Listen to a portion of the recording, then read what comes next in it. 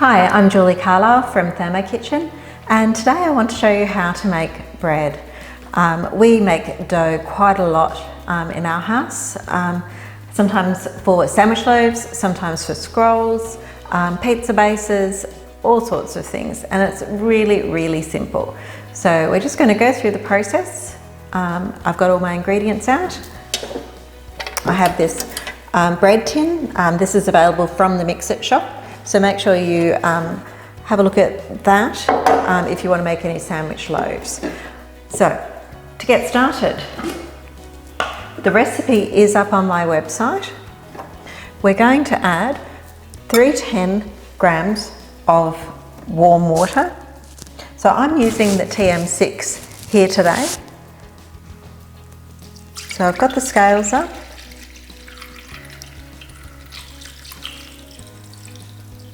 Now the TM6 actually measures in 1 gram increments. Okay, so I've got 3.9 up. I'm not going to try and put an extra gram in because it's going to go over, and we don't need to be that precise. So here I've got 2 teaspoons of dried yeast, and when we put that in, just take a little look over the top of here. So I've been careful to avoid the blades. So I've tipped it just into the side, and the reason for that is because if we put it in on the blades, it tends to stick to the blades and the yeast doesn't get wet and doesn't start activating. So now we're going to add some sugar. So this is just 1 teaspoon of sugar, and we've put that in on top of our yeast. So dried yeast, when you add warm water and sugar, it starts the activation process. So it starts to liven up. It's in a nice warm bath there, and it's having some sugar to eat, so that'll get it activated. So we're going to go and just put it on for 1 minute.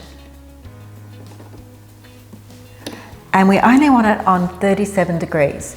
Now the reason for that is the yeast becomes active at that sort of temperature, but if we turn it up any higher, then we might end up killing the yeast because it is a living organism. So we're coming over to here, and we're just going to put the blade speed on 2. So if you haven't used manual mode on your TM6 before, we start at this side over here, just come over here, and we set the time, we set the heat, and we set the blade speed. So whichever one of these large circles is the largest, that's the one that this selector is going to be affecting. So that's large, we're selecting blade speed. Okay, so there we go for our little manual mode lesson. Got 21 seconds to go on that. So all we're really doing is giving the yeast a bit of time to activate and get nice and warm, ready to add our flour and our oil. What makes our bubbles in the bread is actually the air, the carbon dioxide that the yeast is letting off as it's doing its thing, munching away at the sugars and the proteins in the flour. Did you hear that nifty sound? I forgot I'm using this machine. I actually went into the settings and changed the standard chime to, I think it's supposed to be a guitar chime, but anyway, that's some fun you can have with your Thermomix later on. Okay, so we've mixed that all in and it's nice and warm. We're going to add our flour next. So with the TM6, to get the scales up, we slide our finger across here and select scales. Okay, and we need 510 grams of flour, so that's quite a bit of flour.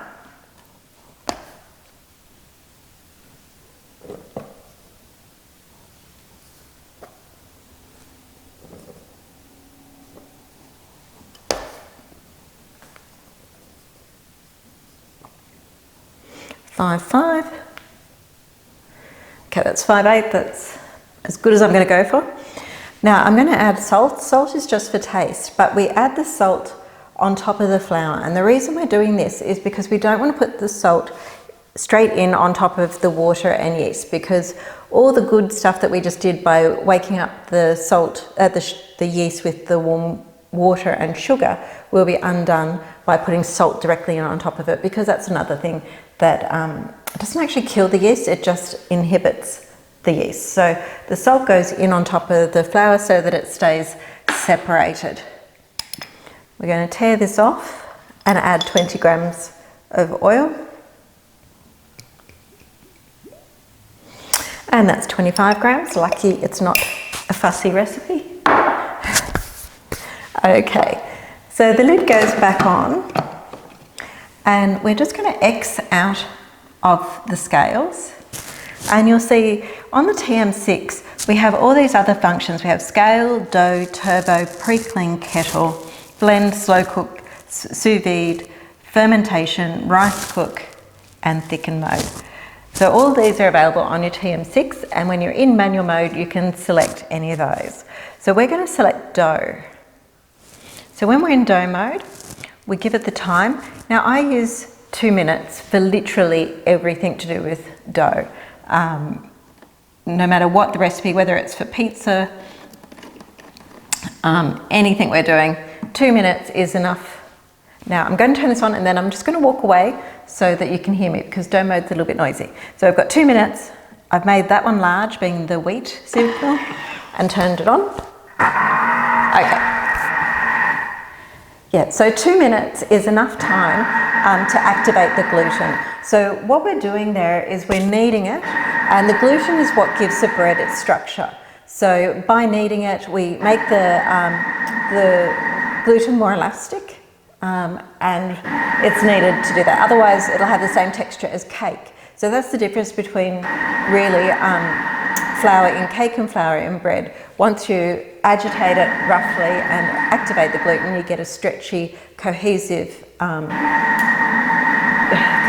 dough, which is more like a cake, bread than a cake. Okay, so I'm going to show you inside the bowl.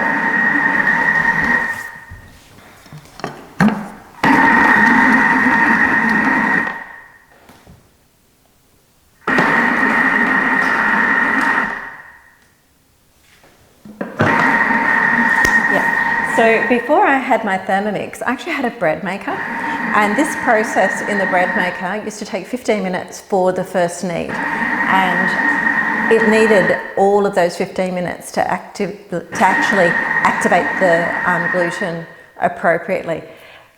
The Thermomix literally only needs the 2 minutes. I think because the dough falls down into the bowl and it agitates around and then agitates back, just that process, 2 minutes is fine. So I've got another 20 seconds to go. Whenever you are making dough, you really need to keep an eye on your machine, because if you see how it's jumping about there, that's perfectly normal, but we wouldn't want our machine to jump off the bench. So anytime it's on dough mode, just for those 2 minutes, make sure you stay next to your machine. And I know I'm going to be a bit controversial here, but I don't like slide mats. I really think that they're a bad idea, because you can see how much movement that machine had.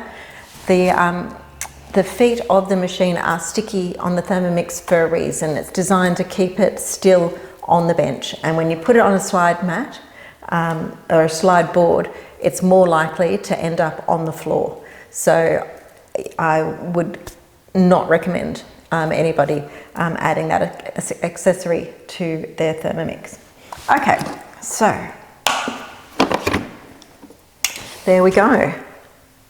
That's our dough, and it's as simple as that. So what we're going to do now, it has to do its first proof. Now we have a lot of options for proofing the bread in cold environments. We need to keep the bread as warm as possible. 37 degrees is lovely. You can feel, if you could feel now, you feel that this bowl is actually quite warm. So one of the options is actually, if you're not going to be using your bowl, or if you have a second bowl, is just put the lid on and put it somewhere warm, and that will continue to proof. The first proof is done when the dough actually fills the bowl. That's a good way to know that you've proofed it adequately.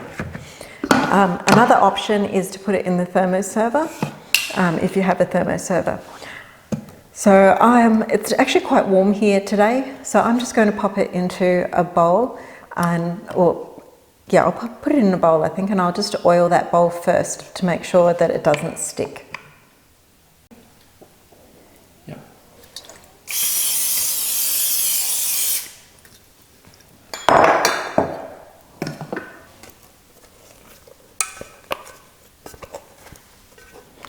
So here we go, just loosening that off. Very good. I'm just going to pop that down there. It is a clean bench.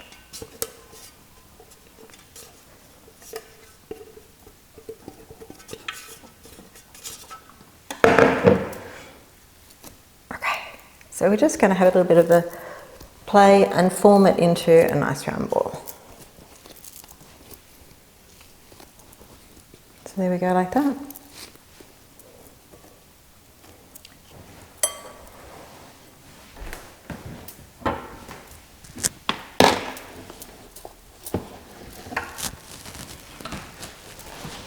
Okay, I'm going to cover it with a tea towel.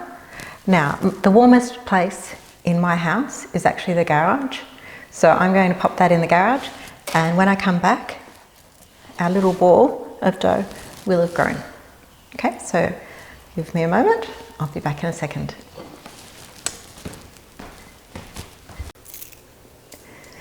Okay, so the bread has been happily proofing. Let's take a look. And how beautiful is that? Okay, so while it was doing its thing, I started to wonder what I was going to make with it. Now, originally, I was going to just make a loaf of bread for when the kids come home from school. And then I remembered I have Nutella. So then I started thinking, well, maybe I could make some Nutella Scrolls. And I thought about making a Nutella star. If you've been on my website, you would have seen I've done a garlic bread star. Well, I was thinking I could do that in Nutella. And then I thought, well, so many options, and it's so quick and easy to make bread in the Thermomix that I put on an extra lot of dough. So we're going to do both today. We'll make a loaf and we will do some Nutella Scrolls. So first step, oil hand and oil the bench, just so it doesn't stick. Now, in the past, it was more traditional to use flour on the bench, but I find that flour can dry out the dough and it's not as nice. And the oil works just as well to stop the sticking. So I always use oil now, but you can use flour if you'd prefer. Look at that beautiful dough. Okay, so all I'm going to do now is divide the loaf in two. And I'm not taking all the air out of it. I can feel all the little bubbles popping and everything, but I don't want to take all the air out of it.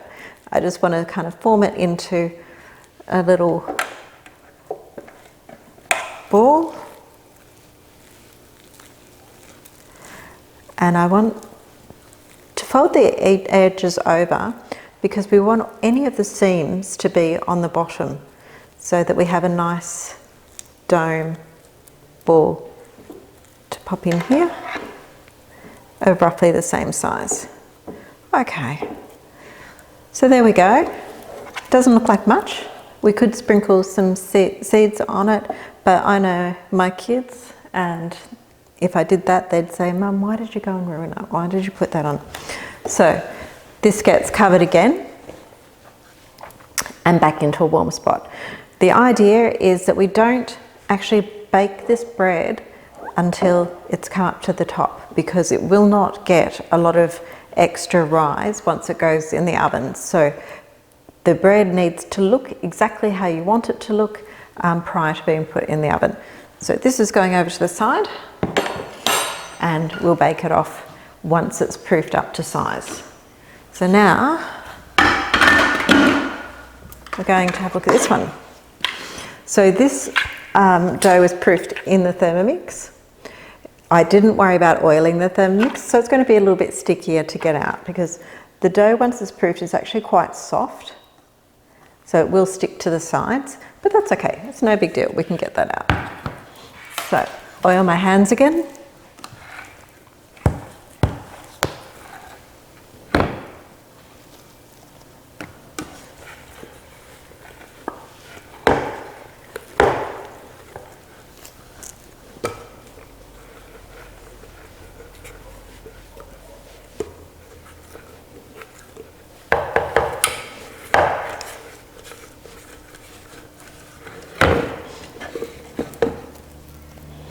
Okay, so I got most of it out. Taking a look in there. And that'll do. Okay. So over to our bench. And again, we're just making a nice shape, but this time we're going to flatten it into a rectangle.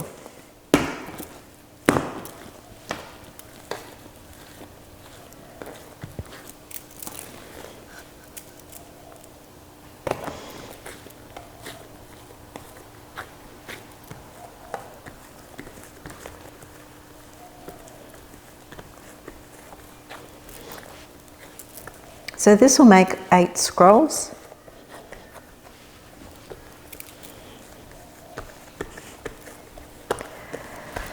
Now, while I'm doing this, I was also going to mention, if you've been liking the look of the features on the TM6 and perhaps you've got a TM31 or you're thinking about upgrading, I can actually do a virtual cooking experience with you on our Zoom platform, where you invite some friends, you stay in the comfort of your own home, and we do a little bit of a cooking online, and I can walk you through some of the features of the TM6. So if this is something that you've thought about, or you just want to have a little bit more of a look of the machine, feel free to contact me. You can reach me on julie@thermokitchen.com.au, or you can just leave a message at the end of this video and just let me know that you'd actually like to have a look. You don't need to bring friends along, but if you know somebody who might be interested, oh my God, got it. That was, oh, the children haven't even found this yet. So this is a fresh jar of Nutella. It's a little bit unexpected. Usually it doesn't last very long here at all.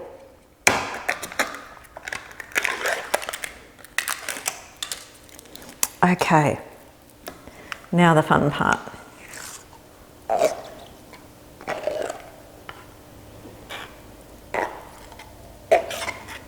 Now we're going to go all the way out to the sides because nobody wants to get a Nutella scroll without any chocolate on it.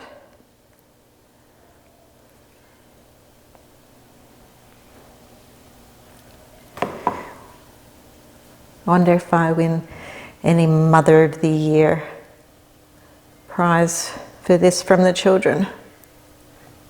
Hope so.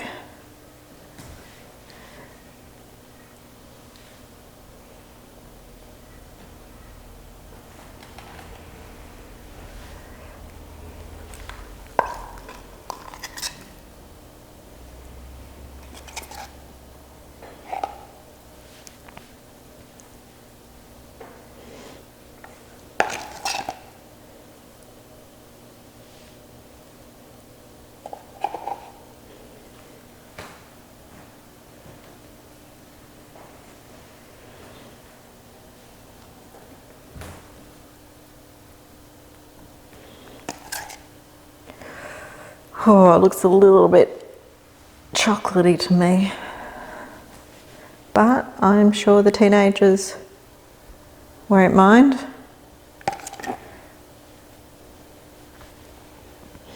Okay, so I think that's pretty much enough chocolate. So we're going to roll up. Oh dear. Now, once upon a time, I would have sat with a teaspoon and, sorry, I've got to wash my hands.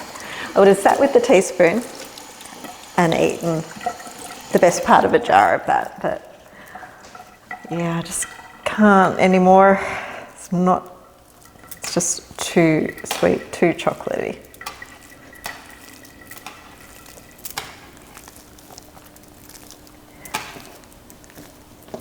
Okay, so there we go. Let's make it a bit even. Looking good. So now we want to cut it. Now we can do that a few different ways. We can use a knife or we can use some cotton. I'm going to show you the cotton method because it really is a nice way to keep it, keep a good shape on the rolls. But it doesn't matter. Knife will do just fine. Okay, so I'm just going to grab our tray.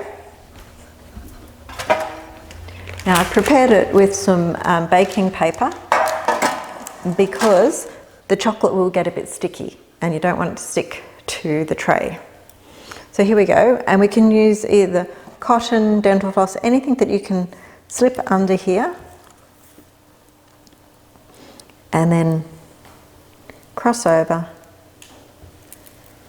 We divide it in half, in quarters,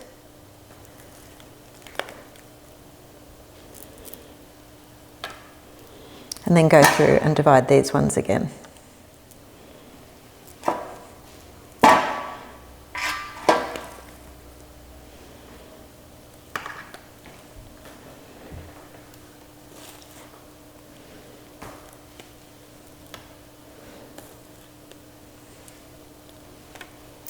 Okay.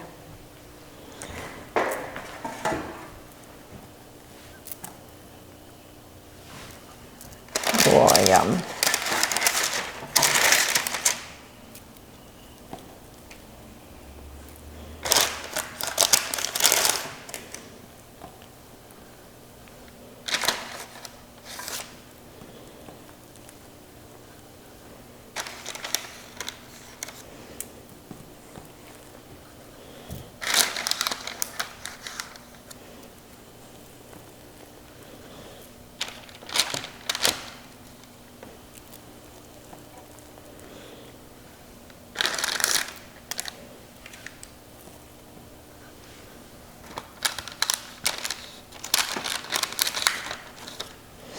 So there we go.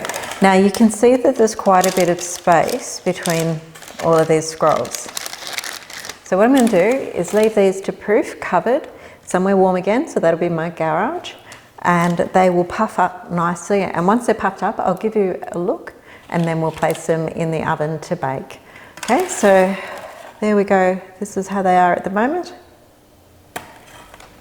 And we'll be back shortly. Okay. Okay, so the children have just come home from school, so whether or not this is ready, it's going in the oven. Let's just take a peek. Okay, so these are quite good. They've proofed up nicely, puffed up. I might have left them a little bit longer if the kids hadn't come home, but that's fine. So I'm just going to pop it in the oven. The oven is on 180 and it'll take about 20 minutes, maybe longer. I've got a terrible oven, so I just would say to you, just take a look. When they're golden and you tap them and they're hollow, they're ready. Okay, so pop this in the oven and then I'm coming back to chat with you. So it's getting a little bit cooler here. We're in the afternoon, the kids have come home from school. The bread was not proofing very well in the garage. So I have given it a nice bath. I should have actually greased that, but you can see it wasn't proofing very well. Now it's in warm water and it's starting to puff up. So I'm going to leave that there a bit longer. Like I said, I want it to be kind of up to the top. I will actually spray the top with some oil though so that it doesn't stick. So I'll do that and I'll give you a look when that's ready to go in the oven also. But the scrolls shouldn't take too long because I've got hungry children to feed. Okay. Okay, so it's smelling really delicious in here. So let's just take a look.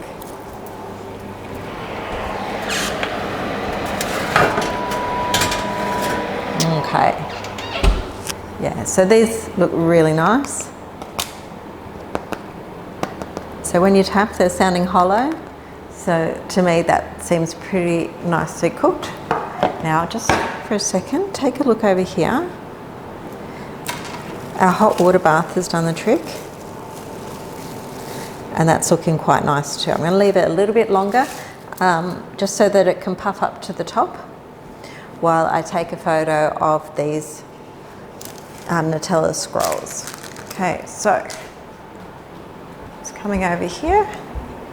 Excuse my photographic mess.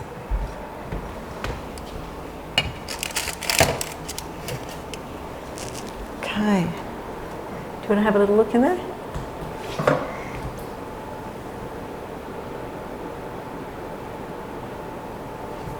Super. So let me take a few photos and then we'll call the kids up to have a taste test.